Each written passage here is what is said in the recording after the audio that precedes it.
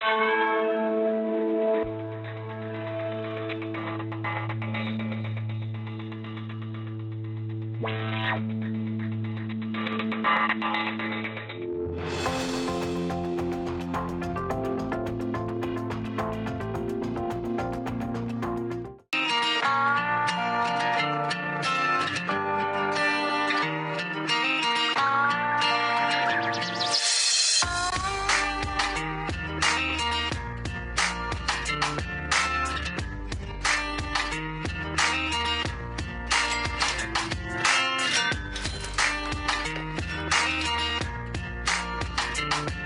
am so amazed every day and grateful every day that I can wake up and play music for a living.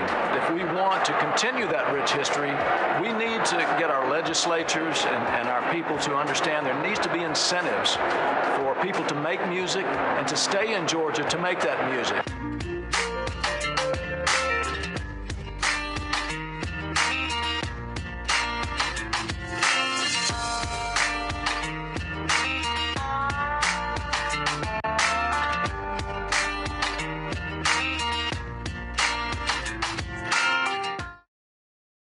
My name is Rhubarb Jones. I used to be somebody. Thank you.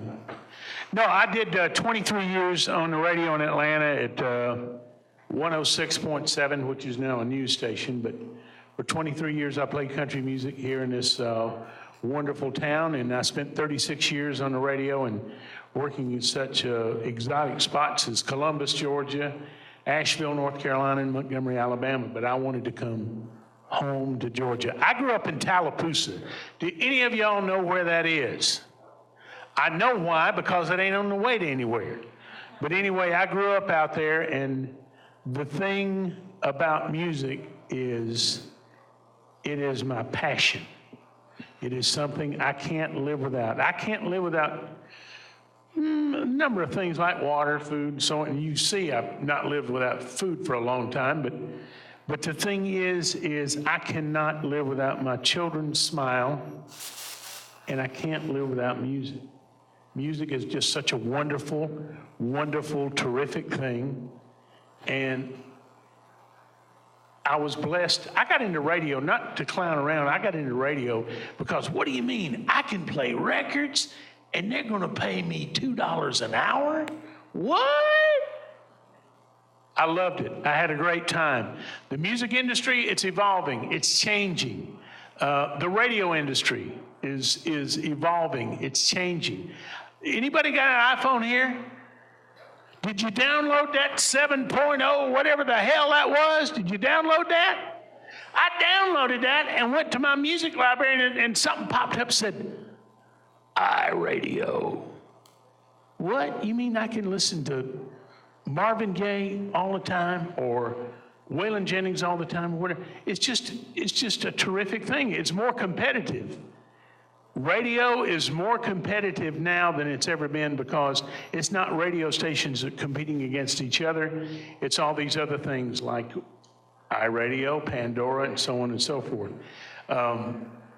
Folks, one thing that I have when I've taught the last 5 years at Kennesaw State, is one thing that burns me up is illegal downloading, because it's stealing any way you slice it.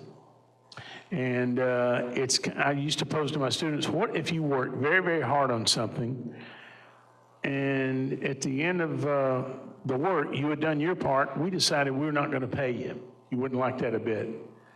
So the industry's changing, and we've got some wonderful professionals here that, yes, Benice, I love that name.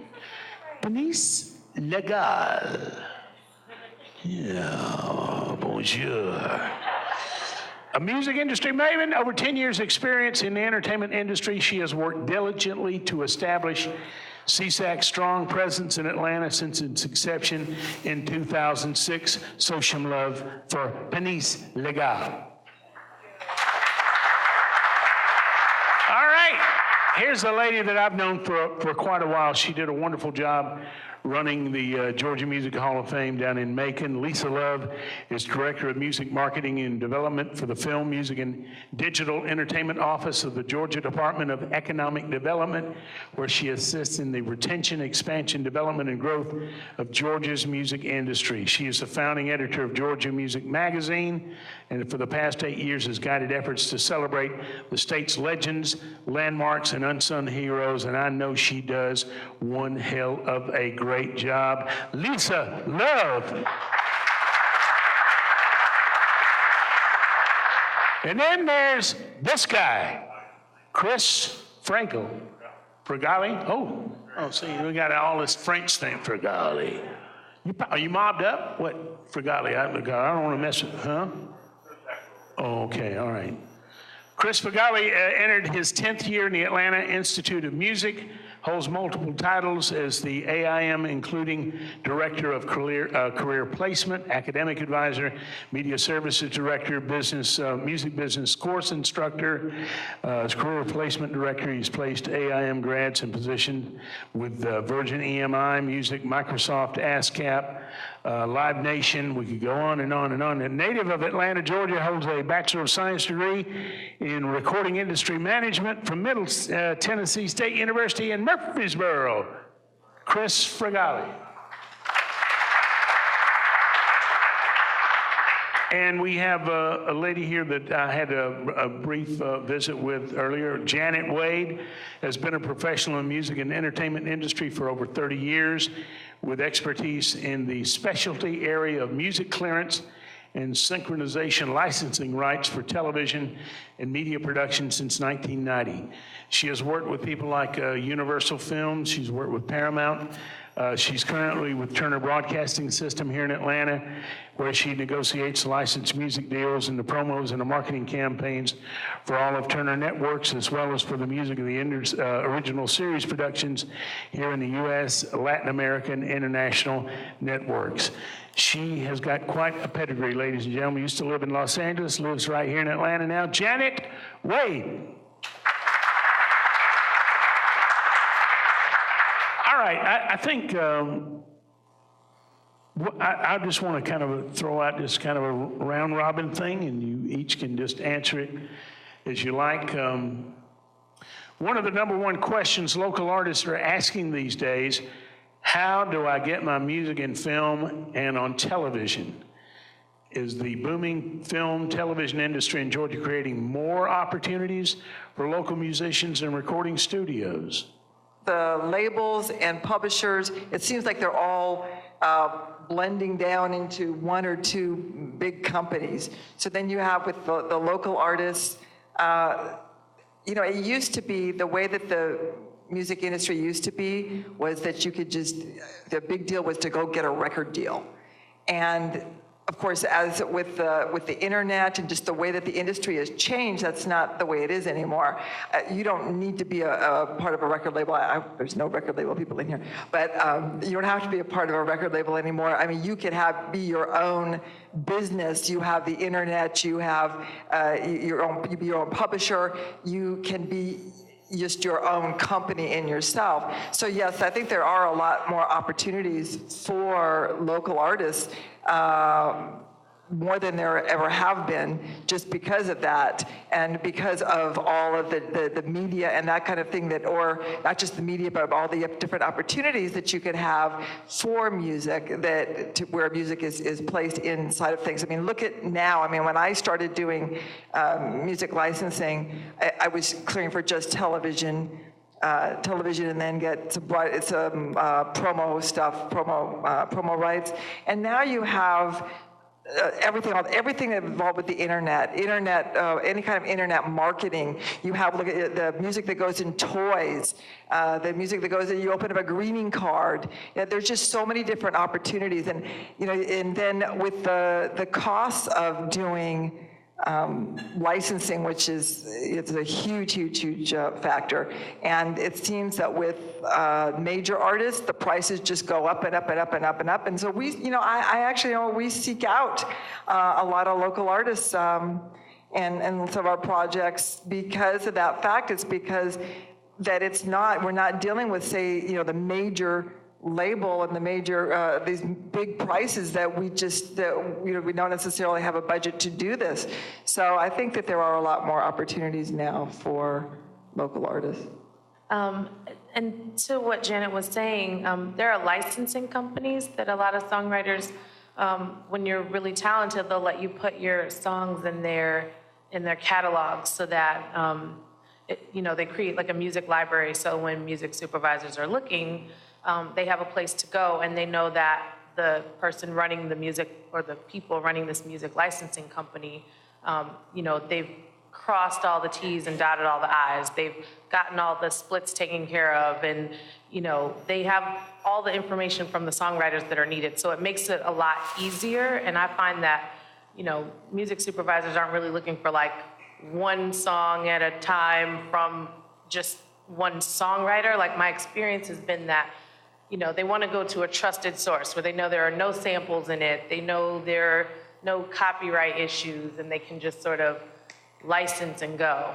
A lot of times, local songwriters, when they join these licensing companies, sometimes they'll grant gratis licenses, which are, hey, you can use it for free up front, but we'll get our performance royalties on the back end. And that's cool, you would think, to get your music out there, but then it kind of undermines it undermines getting paid for using your music. So that it's really a double-edged sword, because you don't want to tell someone, hey, don't put your music out there when you have an opportunity, you can get royalties on the back end. But if you do this, then it kind of undermines it, so everyone wants music for free, and they don't want to pay. So it's really a slippery slope right now with the way the industry is changing. Isn't this a great industry? You can go from being an unknown entity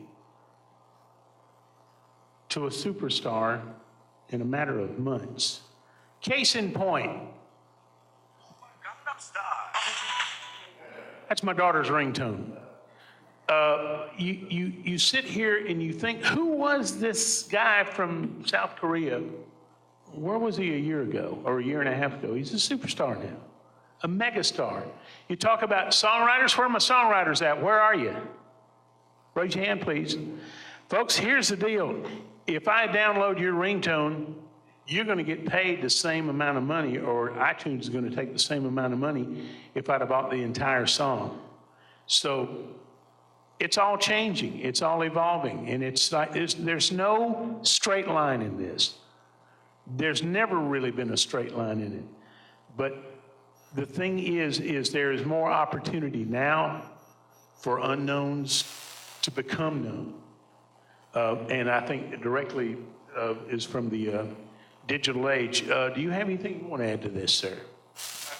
I would. I work with 18 to 24-year-old young musicians and songwriters and producers on a daily basis. And my thing is, you live in a metropolitan area of almost 6 million people, and there's a ton of creative folks here. If you're creating music and you're creating content, you want to match it up, because synchronization licensing is a great income stream. Go down, enter something at the Georgia State Film Festival, start working for people, because there's plenty of filmmakers and plenty of web developers and plenty of web designers. If you have cool music you're creating, somebody will want to work with you, and you got to get going that way. And you can let the bigger entities come to you that way, like Turner and Adult Swim and things like that.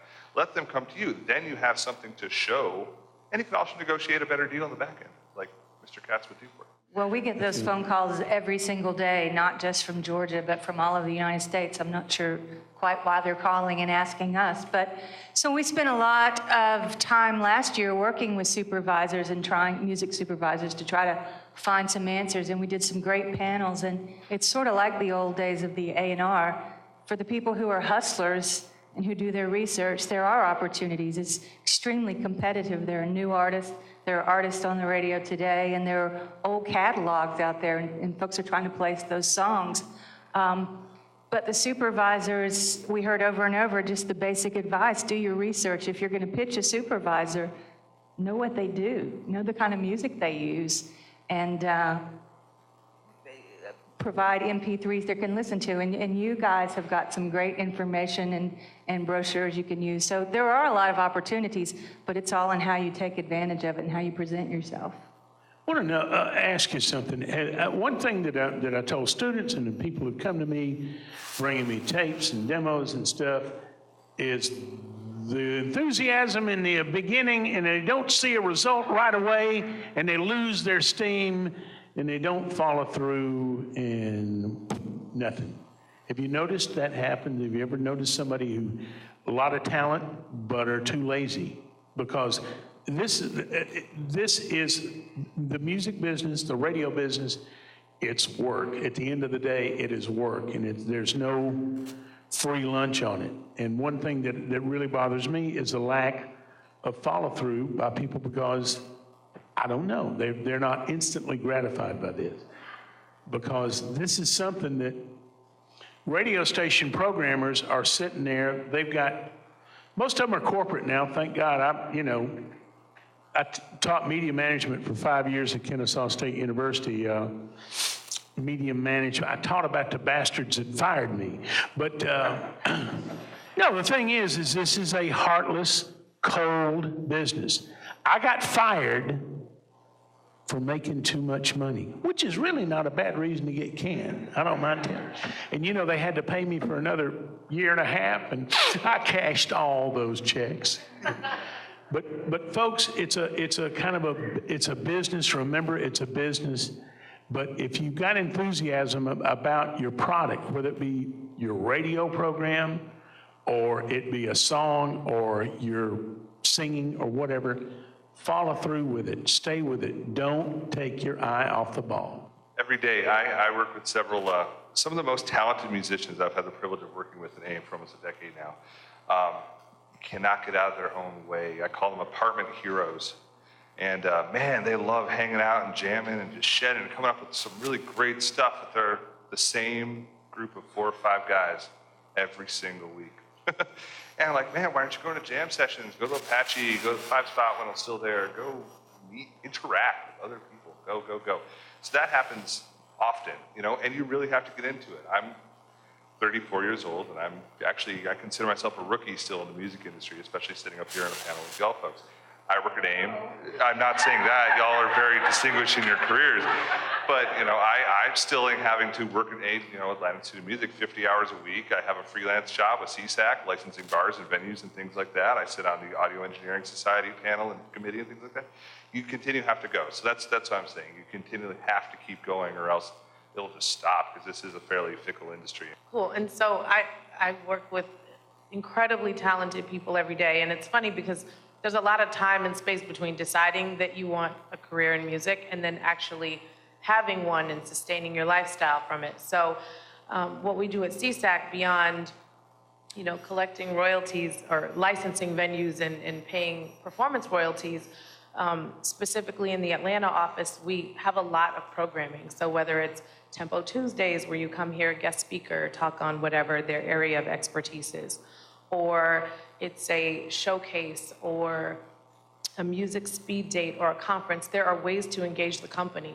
And there are people that are showing up all the time. There are people that are, in the room when they don't feel like it. And so then you really start to see the cream rise to the top. Like, who's got the work ethic and the talent and the drive and, the many things that it takes to actually make it. And so when you challenge people or charge them with engaging the company, then you start to see, okay, who really wants it? Who's gonna step up? Who's got it?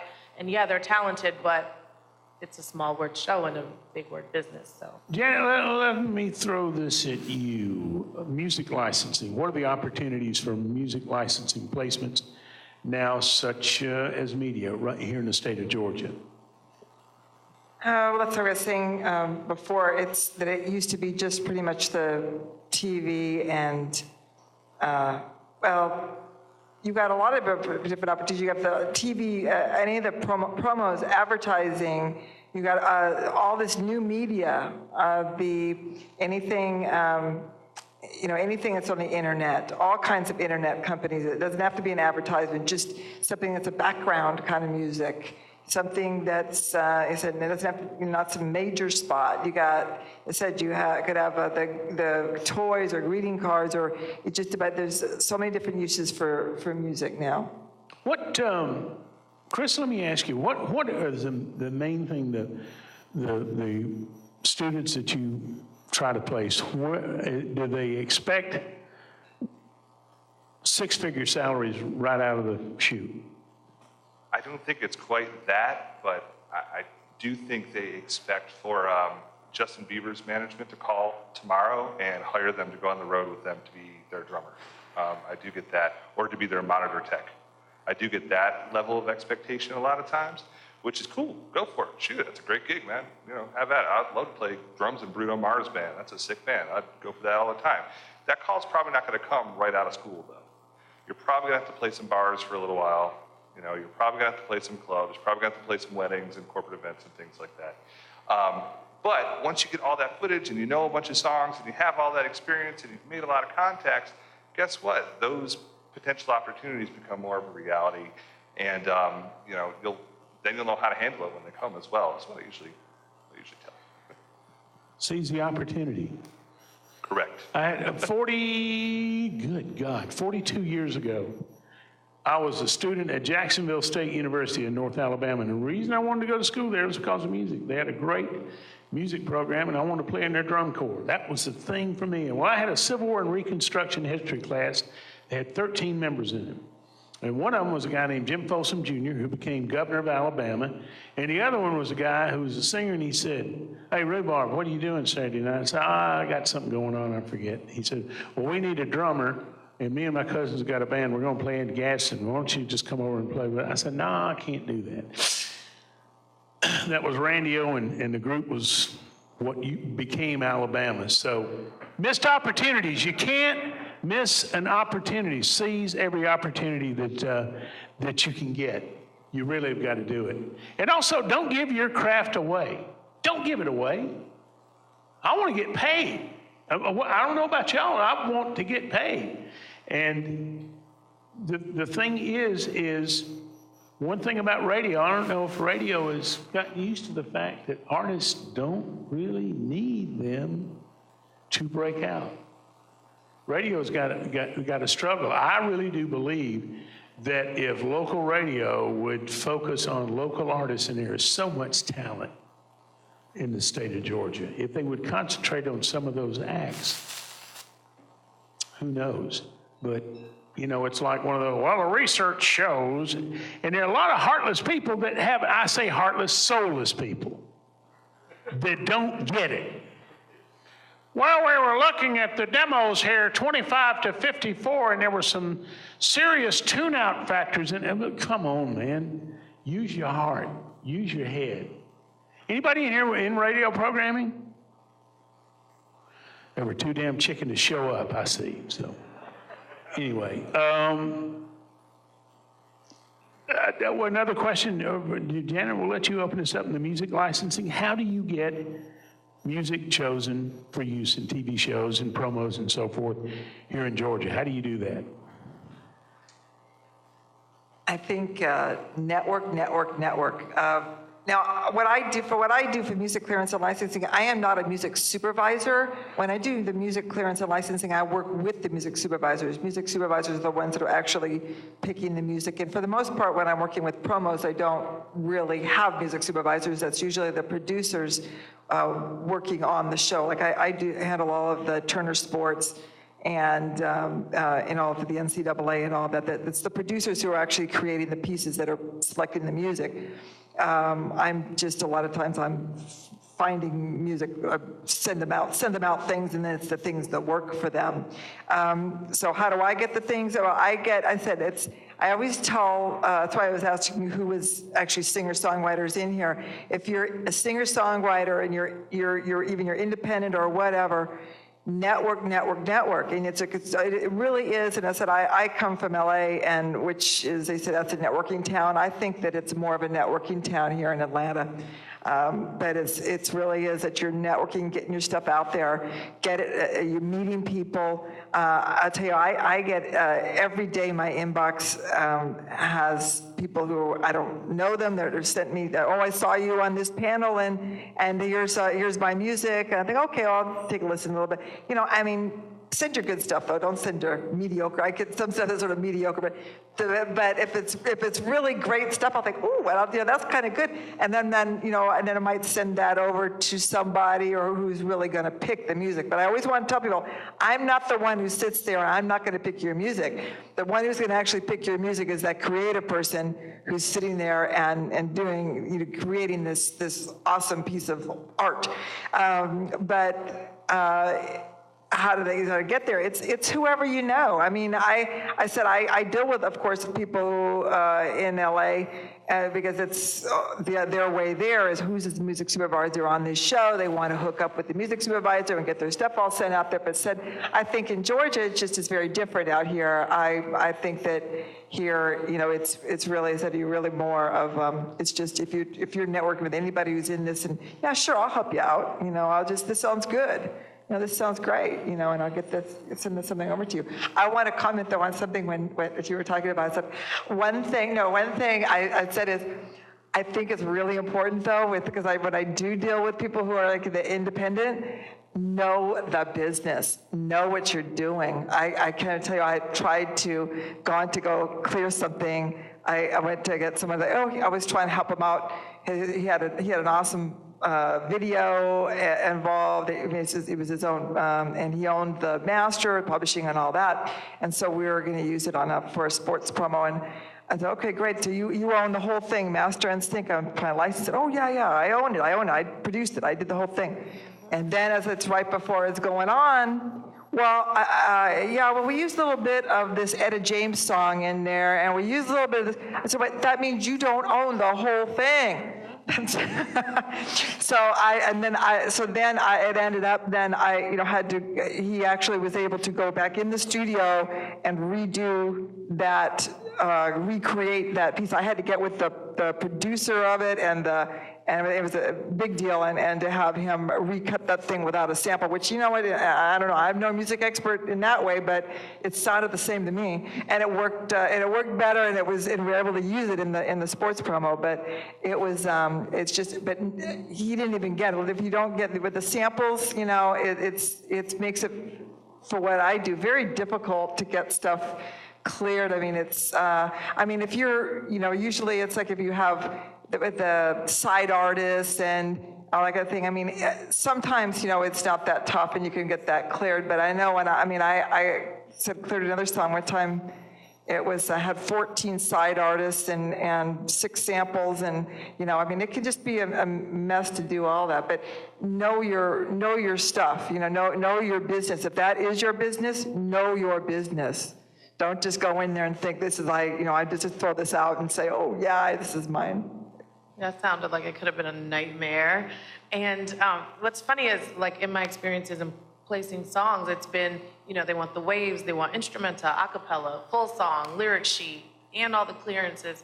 And so, it sounds like a lot, but those things are absolutely essential. And, you'll get to a place where someone has a song, it's great, and then they can't provide all those things, which is a total monkey wrench. But it's really important to, as a songwriter, to have a catalog, because while you're sitting here jumping around, happy about this one song, things are moving really quickly. So before you approach someone, just build that catalog of songs so that, there's a conversation piece, and there's, it's again, having multiple irons in the fire. The catalog, the networking, knowing your business, and then perhaps, you'll be ready to actually go for it and have a conversation with someone. But those things, that comes first, and you can't put the cart before the horse.